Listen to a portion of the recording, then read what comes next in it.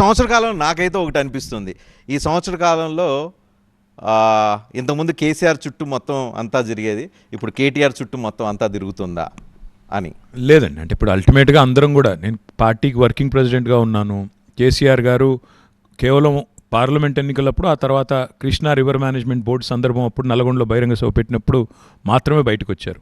మిగతా సందర్భాల్లో మాకు ఆయన ఎక్కడుండాలో అక్కడ ఉన్నారు, మాకు దిశానిర్దేశం చేస్తున్నారు, ఏం చేయాలి ఎలా చేయాలో చెప్తున్నారు.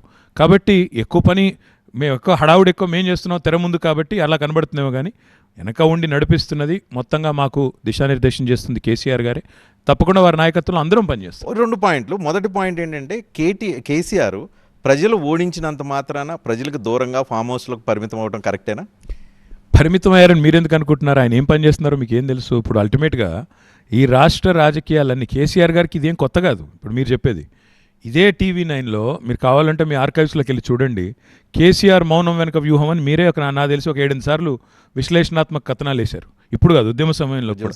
ఎందుకంటే ఆయన సందర్భాన్ని బట్టి, పరిస్థితిని బట్టి, ఎందుకంటే ఆయన ఏమనుకున్నారు, కొత్త వాళ్ళకి అవకాశం ఇచ్చారు, కాంగ్రెస్ పార్టీకి ప్రజలు అవకాశం ఇచ్చారు, గంభీరంగా మౌనంగా 10 సంవత్సరాలు మన ప్రభుత్వం నిర్వహించిన వాళ్ళం కాబట్టి తొందరపడకుండా విఘ్నతతో కొంతకాలం సమయం ఇద్దాం, వీళ్ళు నిజంగా పని చేయగలుగుతారా లేరా ప్రజలు ఆలోచించుకుంటారని ఆయన గమ్మునున్నారు.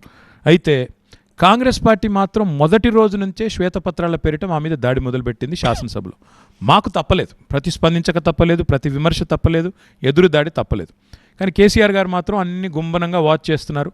నిజంగానే సంవత్సర కాలం పాటు సమయం ఇద్దాం, తొందర ఏముంది, కానీ పిల్లలు చూసుకుంటున్నారు కదా. కేసీఆర్ సమయం ఇస్తున్నారు, కేటీఆర్ సమయం ఇవ్వట్లేదు. కేటీఆర్ కాంగ్రెస్ ప్రభుత్వాన్ని డిస్టెబిలైజ్ చేయడానికి, అంటే పడగొట్టడానికో వ్యతిరేకత క్రియేట్ చేయడానికో ఒక ఎజెండా పెట్టుకొని ఒక ఎత్తుగడలతో రోజువారీ రేవంత్ రెడ్డిని ఇబ్బంది పెడుతున్నారు. రజనీ గారు సమయం ఇచ్చింది ఎవరు? 100 రోజుల్లో 6 గ్యారెంటీలు అమలు చేస్తామని డైలాగులు కొట్టింది ఎవరు? డిసెంబర్ 9 నాడు రుణమాఫీ చేస్తానని చెప్పింది ఎవరు?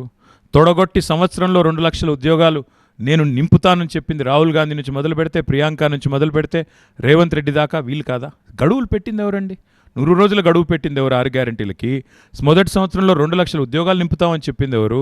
9 డిసెంబర్ నాడు రుణమాఫీ చేస్తాం. ఇప్పుడు వాళ్ళు గడువులు పెట్టి, ఆ గడువు ఏమైంది స్వామి అంటే మేము సమయం ఇవ్వట్లేదు అంటే, మరి ఈ డైలాగులు ఓడగొట్టమన్నాడు మిమ్మల్ని.